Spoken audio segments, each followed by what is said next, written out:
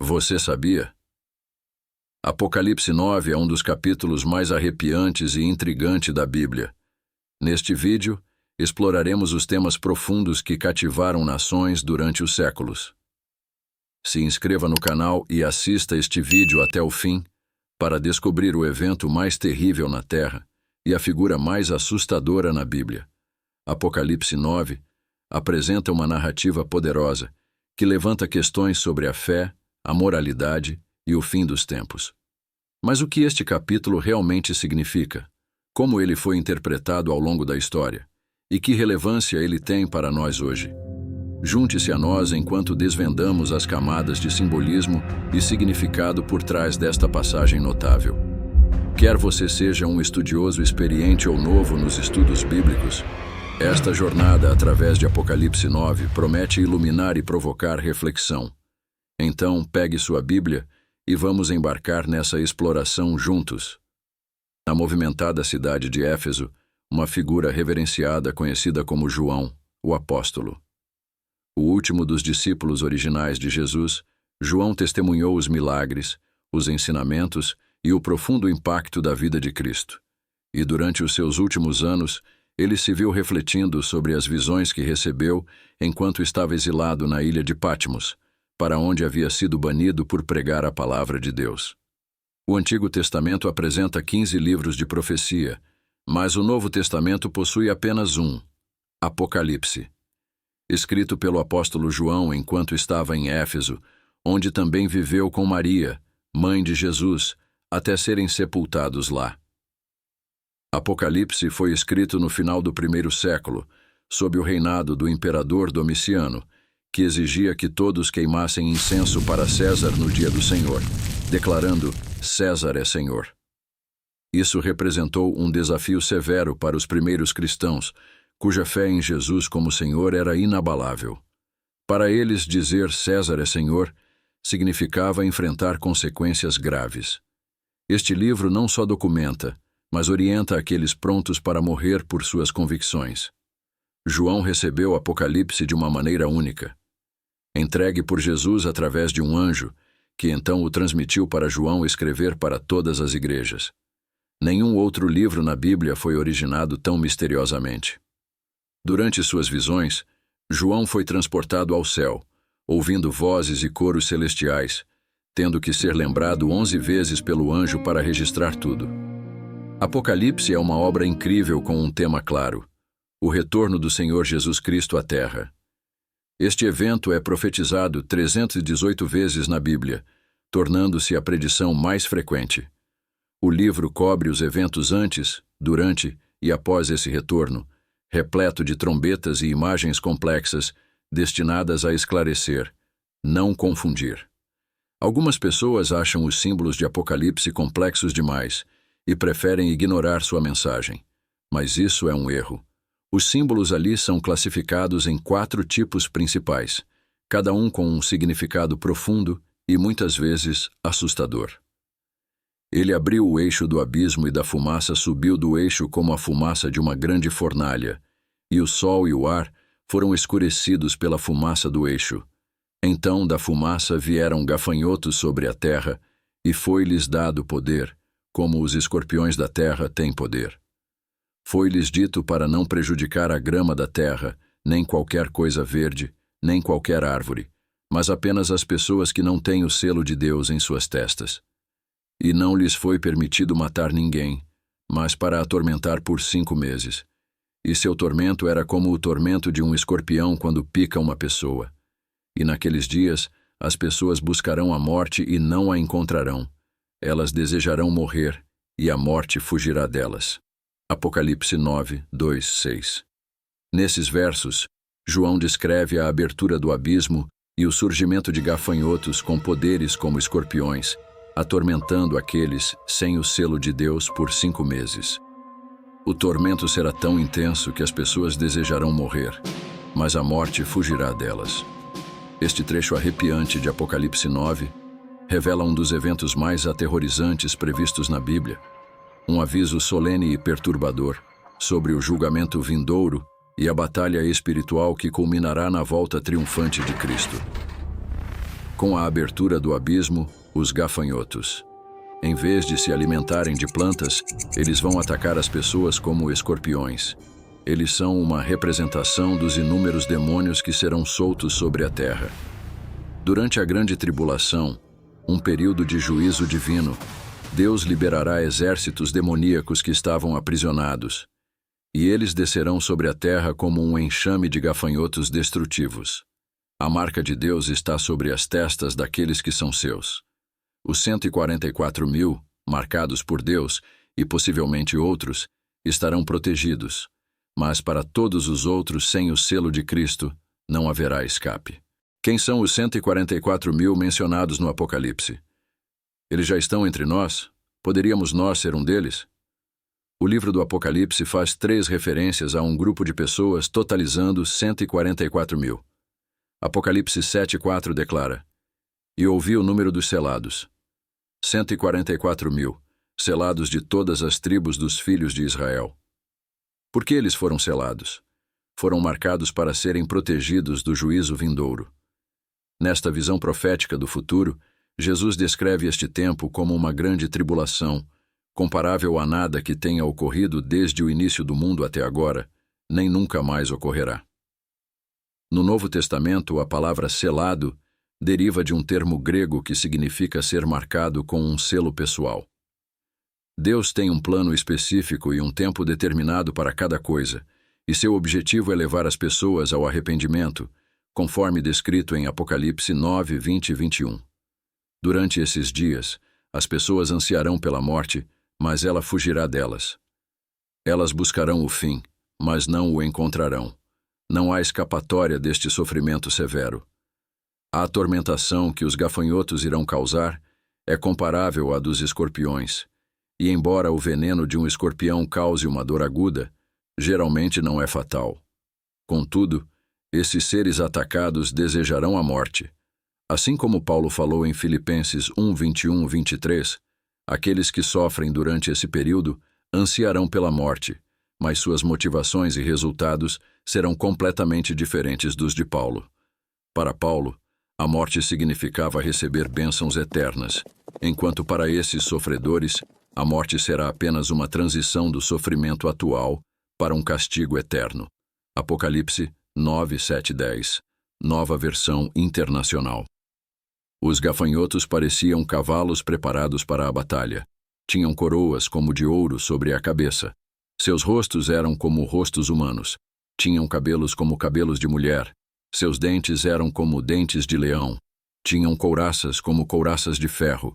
E o barulho de suas asas era como o barulho de carros de muitos cavalos correndo para a batalha. Tinham caudas como de escorpiões com aguilhões. Em suas caudas estava o poder para atormentar durante 5 meses. A aparência desses gafanhotos era como a de cavalos preparados para a batalha.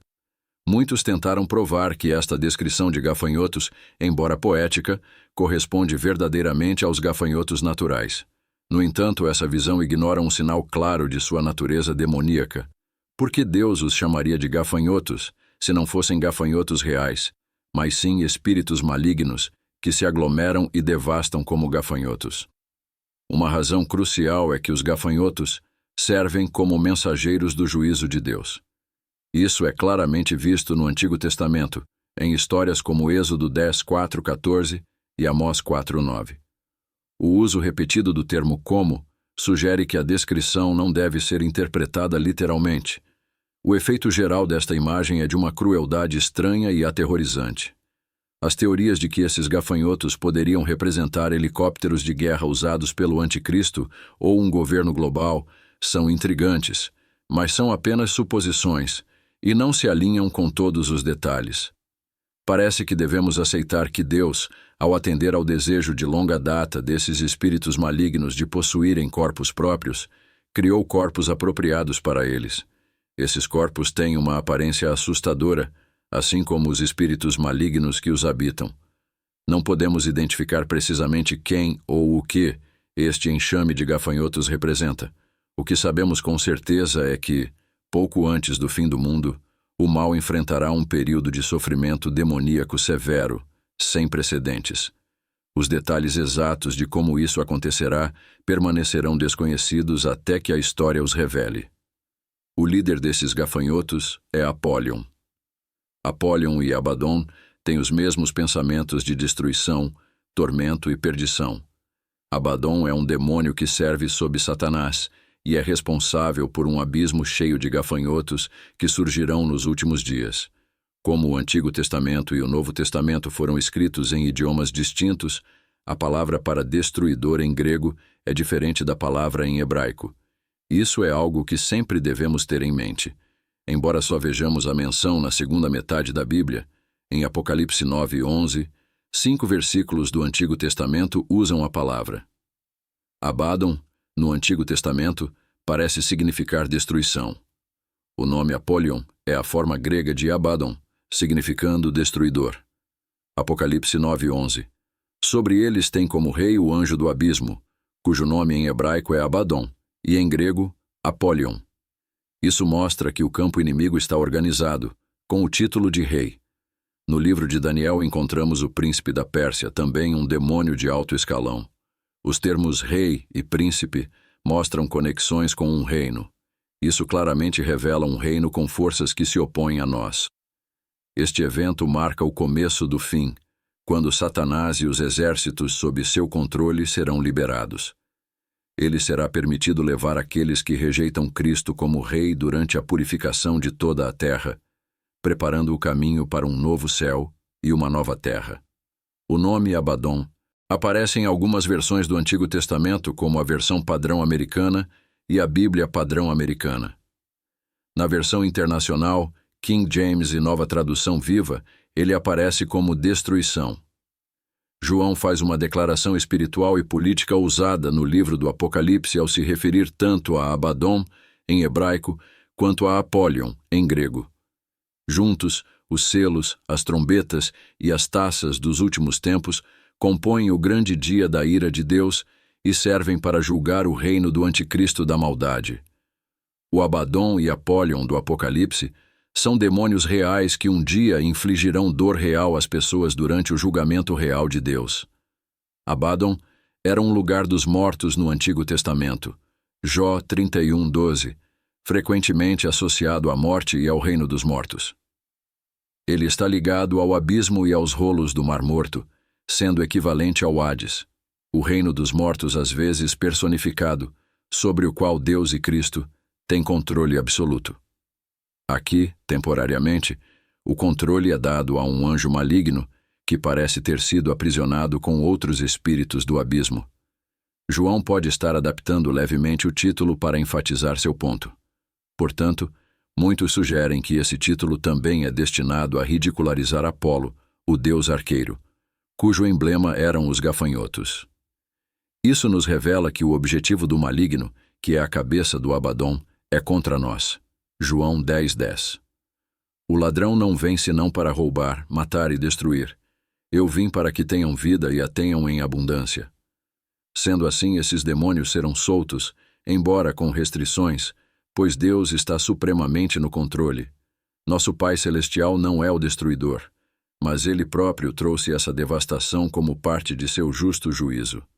Enquanto Satanás é maléfico e poderoso, ele não é onipotente. Abaddon não tem poder completo sobre os demônios do inferno, aqueles gafanhotos que emergem do abismo. Contudo, esses gafanhotos são apenas capazes de torturar suas vítimas, incapazes de ceifá-las. Quem os mantém contidos? Mesmo em seu pior momento, o destruidor não pode escapar do controle de Deus.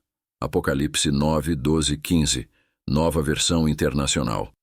O primeiro ai passou, eis que vem ainda 2 ais depois destas coisas. O 6º anjo tocou sua trombeta e ouviu uma voz vinda das extremidades do altar de ouro diante de Deus, que disse ao 6º anjo, o qual tinha a trombeta: solta os 4 anjos que estão amarrados junto ao grande rio Eufrates. E foram soltos os 4 anjos que estavam preparados para a hora, dia, mês e ano, a fim de matar a 1/3 parte da humanidade. Os 4 anjos no rio Eufrates. Este será um dia de ira, angústia e desespero. Será um dia de desgraça e devastação. Será um dia de trevas e sombras. Será um dia de nuvens e escuridão. Será um dia de trombetas e gritos de guerra. Este evento ocorre às margens do Eufrates. O rio Eufrates, mencionado na Bíblia como berço da civilização humana, sempre foi visto como símbolo de vida e fronteiras.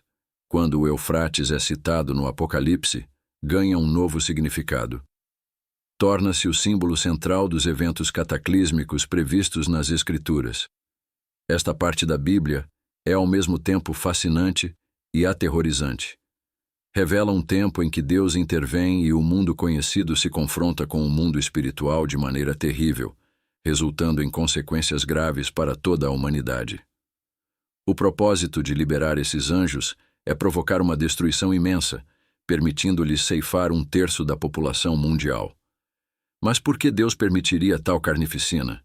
Não há conexão óbvia entre esses 4 anjos e os mencionados em Apocalipse 7:1. Podem ser os mesmos, mas também podem não ser. Quem quer que sejam estão prontos para a hora, dia, mês e ano determinados para a execução deste julgamento. Lemos: foram soltos.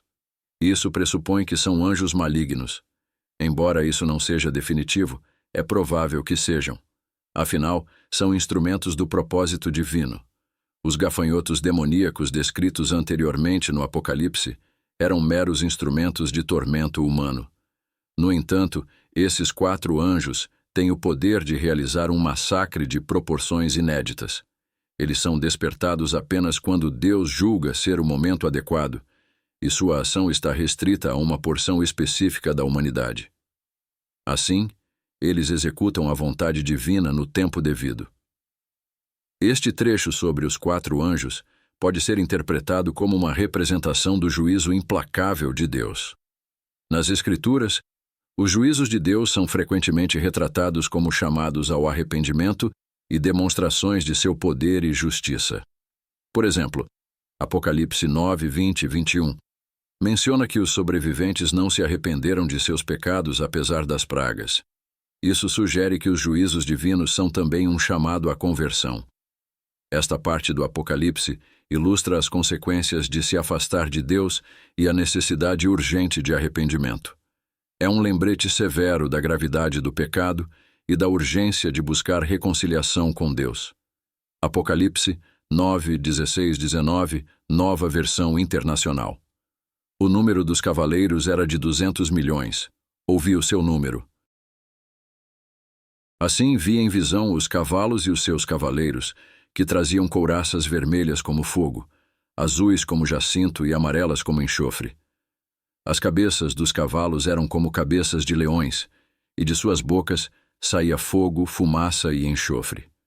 Por meio destes 3 flagelos, ou seja, fogo, fumaça e enxofre, procedentes de suas bocas, foi morta a 1/3 parte dos homens, pois o poder dos cavalos estava na sua boca e nas suas caudas, que se pareciam com serpentes e tinham cabeças com as quais causavam dano. Este número deve ser interpretado literalmente ou simbolicamente. Talvez não devamos entendê-lo literalmente, mas como um exército tão vasto que está além da contagem e maior do que qualquer força humana conhecida. Os cavaleiros usam couraças vermelhas como fogo, azuis como jacinto e amarelas como enxofre. As cabeças dos cavalos lembram leões e de suas bocas saem fogo, fumaça e enxofre. Estas descrições estranhas e assustadoras criam uma imagem vívida de horror, destruição e uma conexão direta com forças malignas. O exército dos cavaleiros. Este exército é humano ou sobrenatural? Estamos falando de uma força formada por humanos ou demônios? Se este trecho descreve um exército humano convencional, então a descrição estranha pode ser uma tentativa de descrever a moderna guerra avançada da melhor forma possível, resultando nessa narrativa estranha e assustadora. No entanto, nenhum exército humano dessa magnitude jamais existiu. O total de todos os exércitos de ambos os lados, no auge da Segunda Guerra Mundial, era de apenas 70 milhões. Em 1965, a China afirmou ter um exército e milícia de 200 milhões, mas muitos duvidaram dessa afirmação. Mesmo que tal exército fosse reunido e marchasse para o oeste, É difícil, embora não impossível, imaginar que ele poderia ceifar 1/3 da humanidade, talvez 2 bilhões ou mais.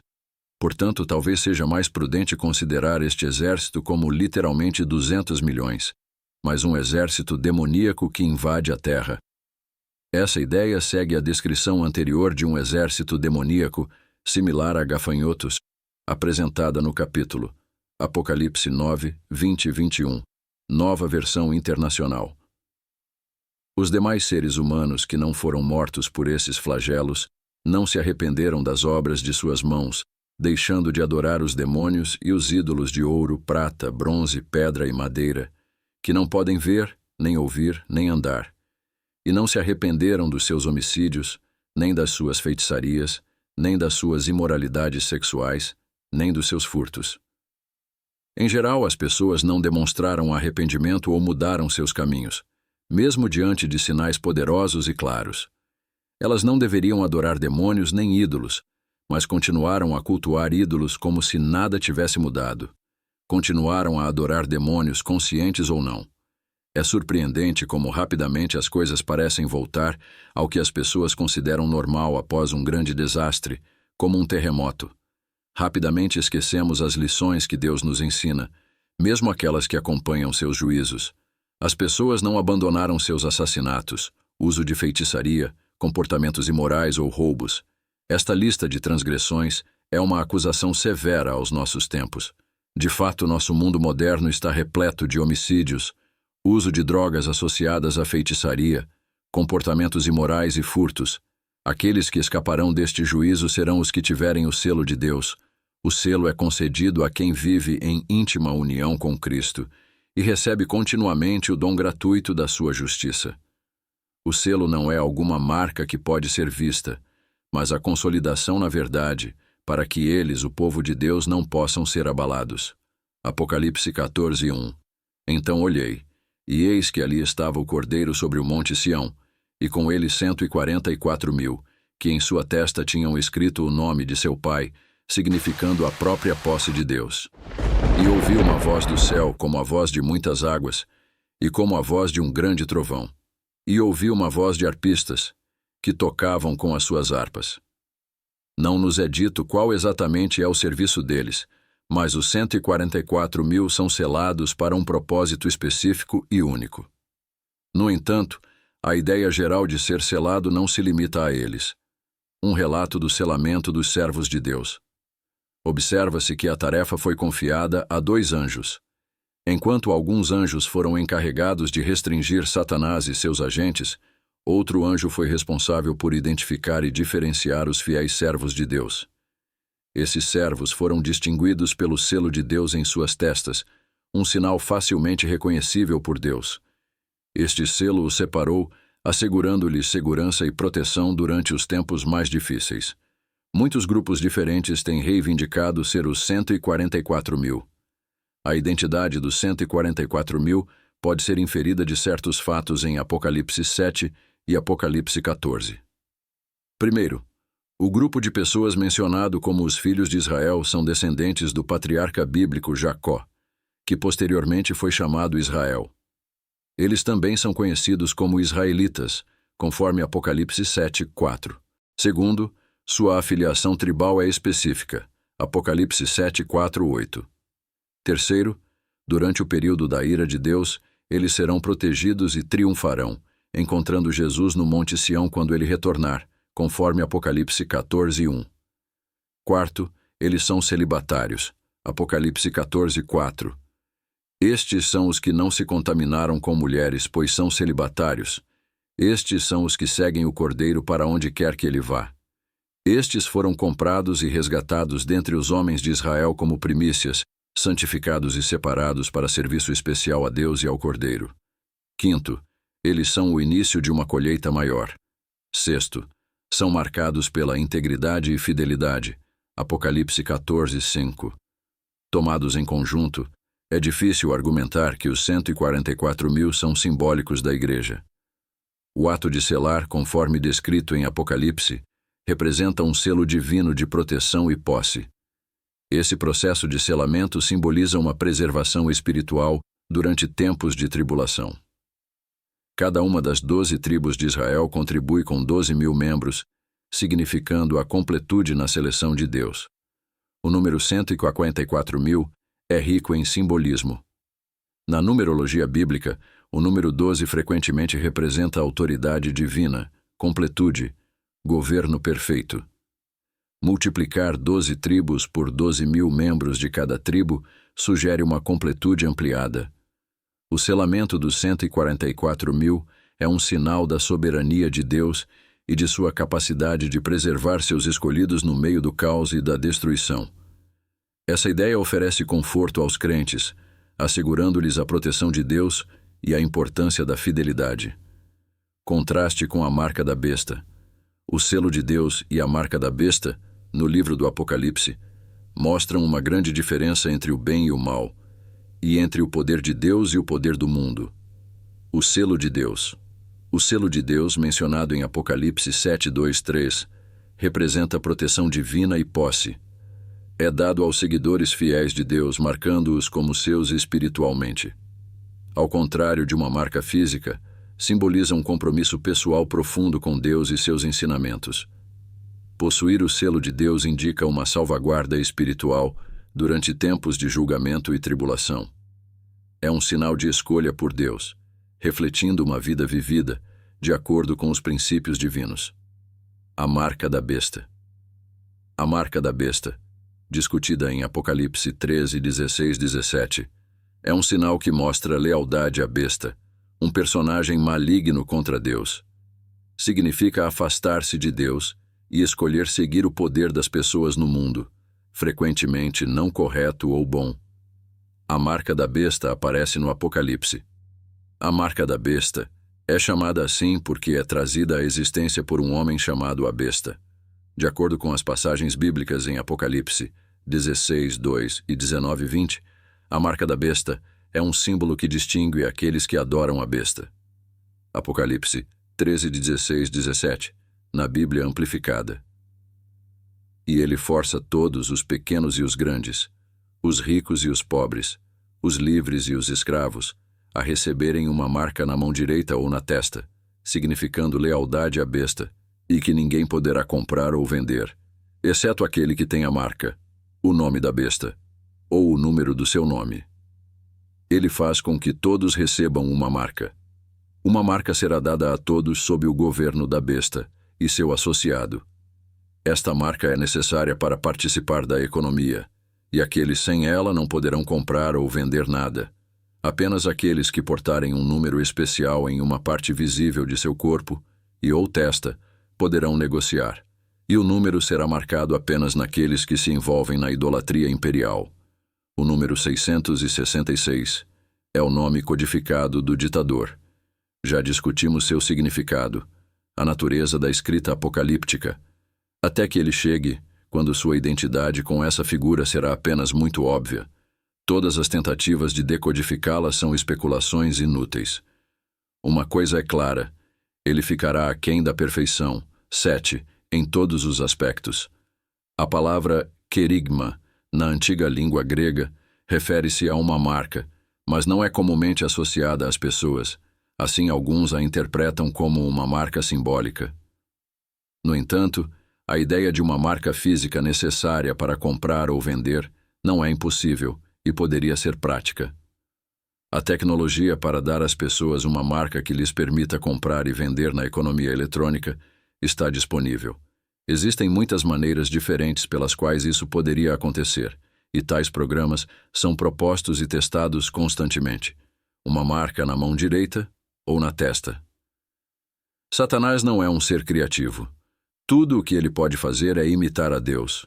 Não nos surpreende encontrar que isso também é uma paródia satânica de algo que Deus fará. Imita o selo de Deus sobre seu povo. Aceitar esta marca é como virar as costas para Deus. Mostra que você está escolhendo ficar do lado daqueles contra Deus. Não é apenas uma marca que você pode ver em seu corpo. Realmente significa que você está vivendo sua vida contra o que Deus significa. O selo de Deus versus a marca da besta. O selo de Deus representa autoridade e proteção divinas, enquanto a marca da besta significa submissão ao poder corrupto e mundano. O selo de Deus é um sinal espiritual, denotando fé e obediência a Deus, enquanto a marca da besta é frequentemente interpretada como um sinal físico ou visível de conformidade com as forças do mal. O selo de Deus significa salvação eterna e alinhamento com a vontade de Deus, enquanto a marca representa ganho temporal, ao custo de condenação espiritual. Qual é o propósito do selo de Deus? Assim você sabe que foi escolhido. A revelação de Jesus Cristo foi dada a João por Deus, para mostrar a seus servos o que em breve acontecerá. Este livro está repleto de mistérios sobre coisas vindouras. O que significa ter o selo de Deus em minha testa, semelhante à forma como Deus protegeu seu próprio povo? E eles clamavam com voz alta, dizendo: A salvação pertence ao nosso Deus, que está assentado no trono, e ao Cordeiro. E todos os anjos estavam de pé ao redor do trono, e dos anciãos, e dos 4 seres viventes, e prostraram-se sobre seus rostos diante do trono, e adoraram a Deus, dizendo: Amém. A bênção, a glória, a sabedoria, a ação de graças, a honra, o poder e a força pertencem ao nosso Deus para todo o sempre. Amém. Então um dos anciãos respondeu, dizendo-me: Estes que estão vestidos com as vestes brancas, quem são e de onde vieram? E eu disse-lhe: Meu senhor, tu sabes. E ele disse-me: Estes são os que vêm da grande tribulação, e lavaram as suas vestes, e as branquearam no sangue do Cordeiro. Nós temos os cânticos dos santos e dos anjos nesta ocasião. Os santos louvaram a Deus por salvar um grande remanescente de judeus da infidelidade e da destruição.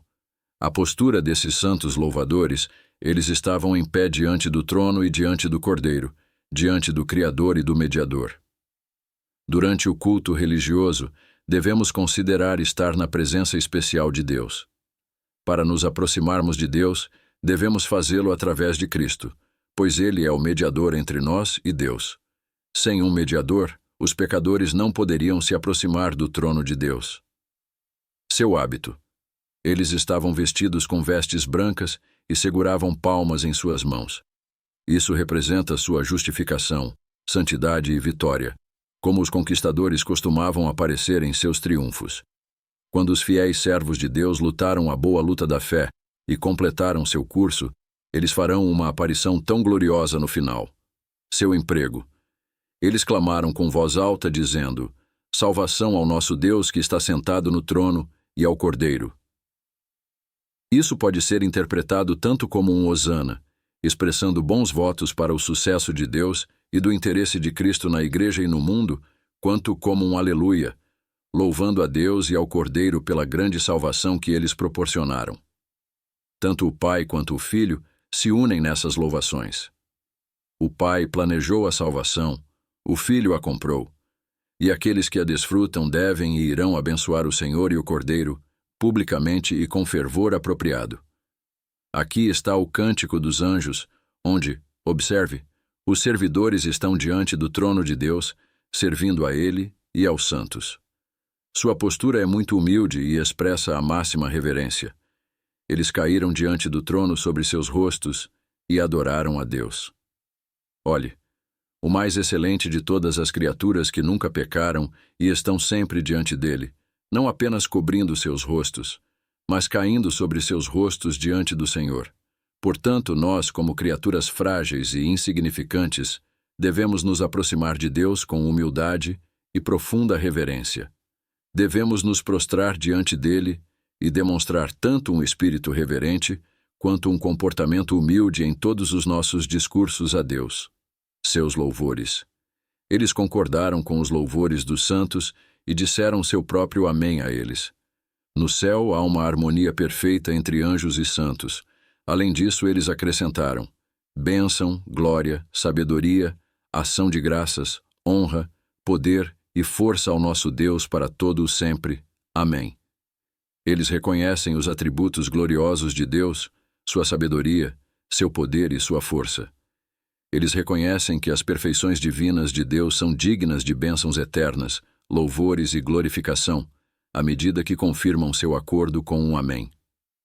Ao observarmos o que está sendo feito no céu, Devemos começar a nos preparar para tal trabalho, voltando nossos corações para Ele, praticando-o frequentemente e ansiando pelo tempo em que nossos louvores e felicidades serão aperfeiçoados naquele mundo. Por que esta cena é tão importante? Seu selamento ou marcação vem com um propósito que se torna mais urgente e necessário à medida que vemos o dia se aproximando. Você já parou para pensar sobre o propósito por trás do seu selamento ou marcação? É incrível como algo tão simples como uma marca ou selo pode ter tanto significado e importância. Você está marcado. Você está selado. Você foi selado. Você é legitimamente de Deus. A esperança do céu é sua.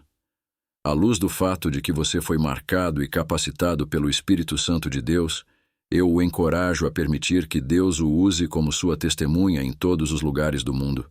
Foi a última coisa que Jesus compartilhou com seus seguidores antes de ascender ao céu.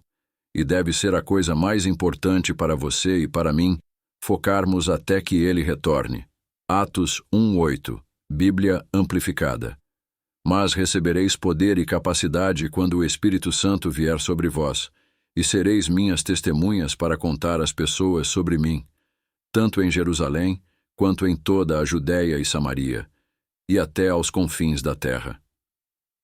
Esses textos nos mostram que os 144.000 serão pessoas que sobreviverão à grande tribulação. Eles não são santos fiéis que viveram e morreram ao longo das eras anteriores. Os membros da igreja de hoje estão incluídos nos 144.000? Muitas igrejas e grupos afirmaram que seus membros, ou uma proporção de seus membros, compõem os 144.000. No entanto, não devemos confiar apenas em reivindicações humanas. É importante considerar o que a Bíblia diz sobre quando os membros da Igreja de Deus são selados em comparação com quando os 144.000 serão selados. Igreja selada com o Espírito Santo agora. Os membros da Igreja também são selados. Paulo descreveu os membros em Éfeso. Efésios 1:13. Nele também, quando ouvistes a palavra da verdade, o evangelho da vossa salvação, e por ele acreditastes, fostes selados com o selo do Espírito Santo prometido, o prometido por Cristo, como propriedade e proteção de Deus. Mais tarde, ele lhes disse: E não entristeçais o Espírito Santo de Deus, pelo qual estáis selados para o dia da redenção. Efésios 4:30. Escrevendo para os membros em Corinto, Paulo falou de Jesus Cristo, que também nos selou e nos deu o Espírito em nossos corações como garantia. 2 Coríntios 1:22. Ele também nos selou e nos deu o Espírito em nossos corações como garantia. Aqueles que são guiados pelo Espírito Santo são marcados como cristãos genuínos, filhos de Deus e herdeiros da vida eterna. Romanos 8:14-16. Pois todos os que são conduzidos pelo Espírito de Deus, estes são filhos e filhas de Deus. Pois não recebestes um espírito de escravidão que vos leva a ter medo novamente, mas recebestes um espírito de adoção, como filhos e filhas, pelo qual clamamos: Abba, Pai. O próprio Espírito testifica com nosso espírito que somos filhos de Deus. Este selamento ocorre no batismo, quando alguém recebe o Espírito Santo depois de se arrepender de seus pecados. Atos 19:6. E quando Paulo lhes impôs as mãos, veio sobre eles o Espírito Santo, e começaram a falar em línguas e a profetizar. Uma distinção importante é que os membros da verdadeira Igreja de Deus são selados por ele para a vida eterna quando recebem e seguem a orientação do Espírito Santo. Caso ainda não tenha aceitado Jesus como seu Salvador, considere se arrepender. Ele pode transformar seu futuro, aliviar sua tristeza e solidão e oferecer o que você realmente necessita. Entre no reino de Deus e confie nele. Ele estará atento às suas orações.